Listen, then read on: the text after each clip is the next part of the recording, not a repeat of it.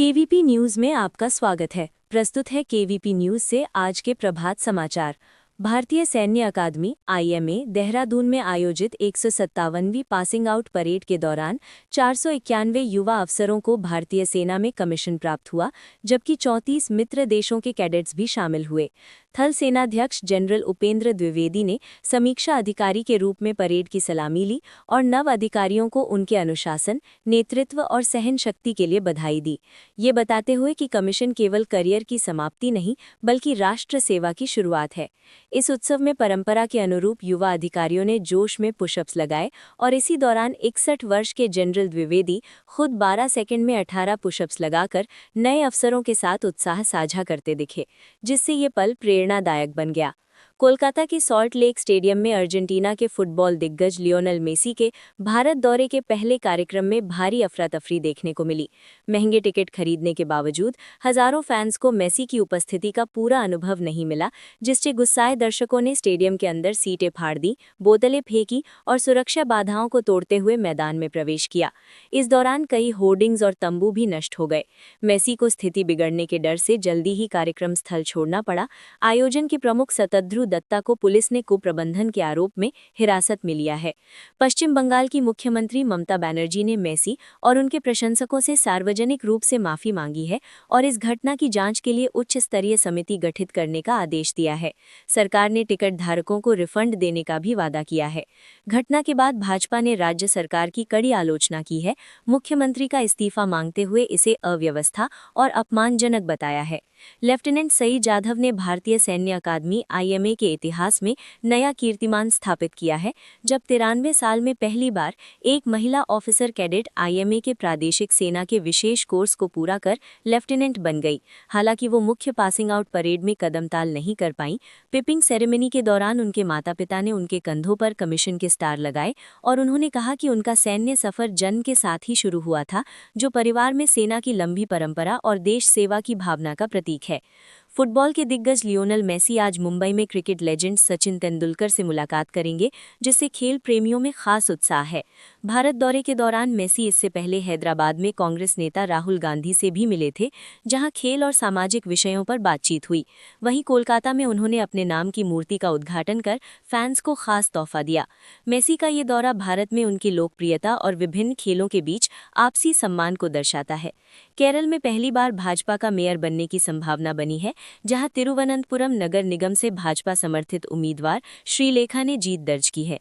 श्रीलेखा केरल की पहली महिला आईपीएस अधिकारी रह चुकी हैं और डीजीपी पद से रिटायर होने के बाद राजनीति में सक्रिय हुई। उनकी जीत को राज्य की राजनीति में एक बड़ा बदलाव माना जा रहा है, क्योंकि अब तक केरल में नगर निकायों पर वाम और कांग्रेस का वर्चस्व रहा है। यदि मेयर पद पर उनका चयन होता है तो ये केरल के राजनीतिक इतिहास में भाजपा के लिए एक ऐतिहासिक उपलब्धि होगी। केंद्रीय मोदी कैबिनेट ने देश की प्रमुख ग्रामीण रोजगार योजना मनरेगा में बड़ा बदलाव करने का फैसला किया है, जिसके तहत इस योजना का नाम बदलकर पूज्य बापू ग्रामीण रोजगार योजना कर देने का प्रस्ताव मंजूर हुआ है और रोजगार के दिनों की संख्या भी पहले के 100 दिनों से बढ़ाकर 125 दिनों कर दी गई है।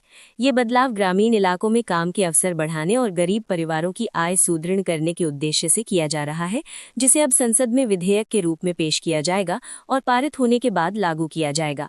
उत्तराखंड में माल्टा अब किसानों के लिए अतिरिक्त आमदनी का मजबूत जरिया बन रहा है, जहां एक संस्था किसानों से 40 रुपए प्रति किलो की दर से माल्टा खरीद रही है। मोबाइल वान और होम डिलीवरी मॉडल के जरिए सीधे उपभोक्ताओं तक माल्टा और उससे बने उत्पाद पहुंचाए जा रहे हैं, जिससे मांग तेजी से बढ़ी है। इससे न केवल बिचौलियों की भूमिका कम हुई है, बल्कि किसानों को उनकी उपज का उचित दाम और समय पर भुगतान मिल रहा है। पहाड़ी क्षेत्रों में स्वरोजगार को बढ़ावा मिलने के साथ साथ स्थानीय फल उत्पादन को भी नया बाजार मिल रहा है। उत्तराखंड के खटीमा में एक युवक की हत्या के बाद शहर में उग्र हालात उत्पन्न हो गए। शुक्रवार रात चाकू से घायल हुए 24 वर्षीय युवक तुषार शर्मा की मौत की खबर मिलते ही शनिवार सुबह गुस्साए लोगों ने रोडवेज बस स्टेशन पर एक खोखे में आग लगा दी और विरोध प्रदर्शन शुरू कर दिया। भीड़ कुछ किलोमीटर आगे कोतवाली की तरफ बढ़ने लगी, लेकिन पुलिस ने लाठीचार्ज कर उन्हें खदेड़ दिया ताकि कानून व्यवस्था नियंत्रण में रहे। प्रदर्शन के दौरान कुछ दुकानों को तोड़ा गया तथा मामले की गंभीरता को देखते हुए अधिकारियों ने सुरक्षा बढ़ाई और जरूरी कदम उठाए। हल्द्वानी के हीरानगर वार्ड में नगर निगम और राजस्व विभाग की संयुक्त टीम अतिक्रमण हटाने गई, लेकिन स्थानीय लोगों के विरोध ने मामला गंभीर रूप ले लिया। प्रदर्शनकारियों ने टीम पर पथराव शुरू कर दिया, जिससे जेसीबी मशीन का शीशा टूट गया और अन्य उपकरणों को भी नुकसान पहुंचा। भीड़ के उग्र होने के कारण अधिकारी बिना कार्रवाई पूरी किए वापस लौटने को मजबूर रहे, जबकि किसी कर्मचारी के चोटिल न होने से किस्मत रही। विरोधियों की ये हरकत अतिक्रमण विरोधी अभियान पर प्रशासन की कार्रवाई को फिलहाल स्थगित करने का कारण बनी। अमेरिका से बड़ी खबर सामने आई है, जहां एक यूनिवर्सिटी में फाइनल एग्जाम के दौरान गोलीबारी की घटना हुई है। इस फायरिंग में 2 लोगों की मौत हो गई, जबकि 8 अन्य घायल बताए जा रहे हैं। घटना के बाद कैंपस में अफरा तफरी मच गई और सुरक्षा एजेंसियों ने तुरंत इलाके को घेरकर राहत बचाव कार्य शुरू किया। पुलिस मामले की जांच कर रही है और हमलावर से जुड़े कारणों का पता लगाने की कोशिश जारी है। अमेरिका में भारत से जुड़े टैरिफ को लेकर राजनीतिक बहस तेज हो गई है, जहां 3 अमेरिकी सांसदों ने एक प्रस्ताव पेश किया, जिसमें भारत पर लगाए गए टैरिफ को गैर कानूनी करार दिया गया है। सांसदों का कहना है कि इन टैरिफ का बोझ सीधे आम अमेरिकी नागरिकों पर पड़ रहा है, जिससे महंगाई बढ़ रही है और रोजमर्रा की जरूरतों का सामान महंगा हो रहा है। प्रस्ताव में मांग की गई है कि भारत से आयात होने वाले उत्पादों पर लगाए गए अतिरिक्त शुल्क हटाए जाएं, ताकि व्यापार संतुलन सुधरे और उपभोक्ताओं को राहत मिल सके। सोने चांदी के दाम में लगातार तीसरे हफ्ते तेजी देखने को मिली है, जिसमें इस सप्ताह चांदी 17,000 रुपये प्रति किलो तक महंगी हो गई है। बाजार आंकड़ों के मुताबिक चांदी की कीमतों में इस साल अब तक करीब 127% की बढ़त दर्ज की गई है, जो निवेशकों के लिए असाधारण रिटर्न माना जा रहा है। वहीं सोने ने भी लगभग 74% का रिटर्न दिया है, जिससे सुरक्षित निवेश के विकल्प के तौर पर इसकी मांग मजबूत बनी हुई है। वैश्विक आर्थिक अनिश्चितता और डॉलर में उतार चढ़ाव के बीच कीमती धातुओं की चमक बरकरार है। एलन मस्क की कंपनी स्पेसएक्स की वैल्यूएशन अब करीब $800 बिलियन तय हो गई है, जहां हालिया ऑफरिंग में कंपनी ने शेयर की कीमत $421 रखी है। इस कदम से स्पेसएक्स दुनिया की सबसे मूल्यवान प्राइवेट कंपनियों में शामिल हो गई है। साथ ही कंपनी ने यह भी कंफर्म किया है कि 2026 में आईपीओ लाने की योजना है, जिससे आम निवेशकों को भी स्पेसएक्स में हिस्सेदारी का मौका मिल सकता है। सैटेलाइट इंटरनेट प्रोजेक्ट स्टारलिंक और स्पेस मिशनों में बढ़ती सफलता के चलते कंपनी की ग्रोथ को लेकर निवेशकों का भरोसा मजबूत बना हुआ है। उत्तराखंड के जौनपुर ब्लॉक में भारत स्काउट्स एंड गाइड्स के तत्वावधान में तृतीय सोपान और बुलबुल स्वर्ण पंख कार्यक्रम का शुभारंभ उत्साह और अनुशासन के साथ किया गया। कार्यक्रम का उद्घाटन स्काउट ध्वज फहराकर किया गया, जिसमें स्काउट गाइड मदस्यों ने नियम, प्रतिज्ञा व सेवा भावना का प्रदर्शन किया। इस अवसर पर वक्ताओं ने कहा कि तृतीय सोपान और बुलबुल स्वर्ण पंख जैसे प्रशिक्षण कार्यक्रम बच्चों में नेतृत्व, स्वावलंबन, अनुशासन और देश सेवा की भावना विकसित करते हैं। कार्यक्रम में प्रशिक्षकों द्वारा व्यावहारिक गतिविधियां कराई गईं और प्रतिभागियों को स्काउटिंग के मूल्यों से अवगत कराया गया। आयोजन में शिक्षकों, स्काउट गाइड पदाधिकारियों और स्थानीय गणमान्य लोगों की सक्रिय भागीदारी रही। घरेलू शेयर बाजार में आज मजबूती देखने को मिली, जहां सेंसेक्स 449 अंक की तेजी के साथ 85,267 के स्तर पर बंद हुआ। वहीं निफ्टी भी 148 अंक चढ़कर मजबूत स्थिति में बंद हुआ। बाजार में सबसे ज्यादा खरीदारी मेटल, रियल्टी और बैंकिंग सेक्टर के शेयरों में देखने को मिली, जिससे सूचकांकों को सहारा मिला। निवेशकों का रुझान सकारात्मक बना रहा और बेहतर वैश्विक संकेतों के साथ मजबूत सेक्टोरल परफॉर्मेंस ने बाजार की तेजी को कायम रखा। हिंदी सिनेमा के शोमैन राज कपूर की 101वीं बर्थ एनिवर्सरी पर उनके जीवन से जुड़े कई दिलचस्प किस्से याद किए जा रहे हैं।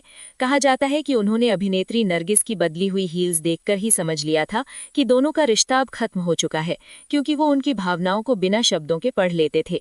वहीं राज कपूर की फिल्मों की चीन में जबरदस्त लोकप्रियता देखकर तत्कालीन प्रधानमंत्री अटल बिहारी वाजपेयी भी हैरान रह गए थे। आवारा और श्री 420 जैसी फिल्मों के जरिए राज कपूर ने भारतीय सिनेमा को वैश्विक पहचान दिलाई और आज भी उनकी विरासत दर्शकों के दिलों में जीवित है। मलयालम फिल्म इंडस्ट्री के उभरते अभिनेता अखिल विश्वनाथ का महज 30 साल की उम्र में निधन हो गया, जिससे फिल्म जगत में शोक की लहर है। बताया जा रहा है कि उनकी मां ने उन्हें घर में बेसुध हालत में पाया, जिसके बाद उन्हें अस्पताल ले जाया गया, जहां डॉक्टरों ने मृत घोषित कर दिया।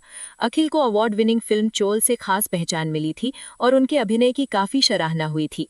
अचानक हुई इस दुखद घटना से उनके प्रशंसक और सहकर्मी गहरे सदमे में हैं, जबकि पुलिस मामले की जांच कर रही है।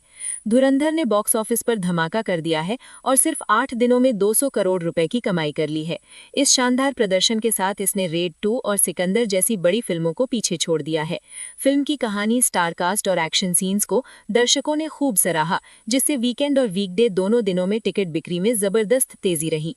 विशेषज्ञों का कहना है कि अगर ये रफ्तार रफ्तार जारी रही तो धुरंधर आगामी हफ्तों में और भी नए रिकॉर्ड बना सकती है। भारत और पाकिस्तान के बीच अंडर 19 एशिया कप 2025 के महत्वपूर्ण मैच में आज दोनों टीमों की भिड़ंत होने जा रही है, जिसमें भारत की जूनियर टीम ने पिछले कुछ समय में पाकिस्तान के खिलाफ जीत दर्ज नहीं कर पाई है। भारतीय अंडर 19 टीम ने अपने शुरुआती मैच में यूएई को बड़े अंतर से हराया है, जबकि पाकिस्तान ने भी मजबूत प्रदर्शन करते हुए मलेशिया को क्लीन स्वीप से हराया है। ऐतिहासिक तौर पर भारत को पाक के खिलाफ पिछली बार लगभग 5 साल से जीत नहीं मिली है, इसलिए इस मुकाबले में भारतीय टीम का लक्ष्य पड़ोसी को हराकर समूह में शीर्ष पर पहुंचना है।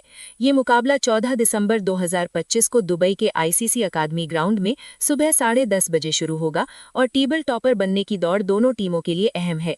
भारत और दक्षिण अफ्रीका की टीमें मंगलवार को धर्मशाला पहुंच चुकी हैं, जहां रविवार को दोनों देशों के बीच तीसरा T20 मैच खेला जाएगा। टीमों ने स्थानीय मैदान में प्रैक्टिस सेशन शुरू किया और खिलाड़ी अपनी तैयारी में जुट गए। इसके अलावा मैच के लिए ऑफलाइन टिकटों की बिक्री भी शुरू कर दी गई है, जिससे दर्शक स्टेडियम में जाकर मैच का रोमांच सीधे अनुभव कर सकेंगे।